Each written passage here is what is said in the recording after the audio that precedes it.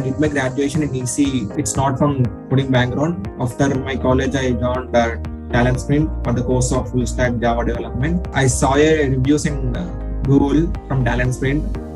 Students told that I got a job within the 5 months or 6 months after completing of course. Because of this reason, I trusted TalentSprint. I have an education gap also, so because this is the main reason to join this course. When I joining TalentSprint, I feared that I could not complete the course and I will not get a job in IT sector. My family also get feared because I could not complete the course in a time. The faculty are giving good support to us. If we have any doubts in the topic, they will teach us after the class also. Before joining a program, I don't know about normal syntax also in coding. After completion of course, I have proficient in Java and other front-end and back-end languages also. I have a good technical training and aptitude training and also a grammar training from Prithvi.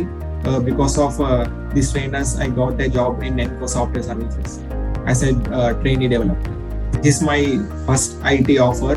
When it came, my family members are very shocked and very thrilled, and it's very glad to work there.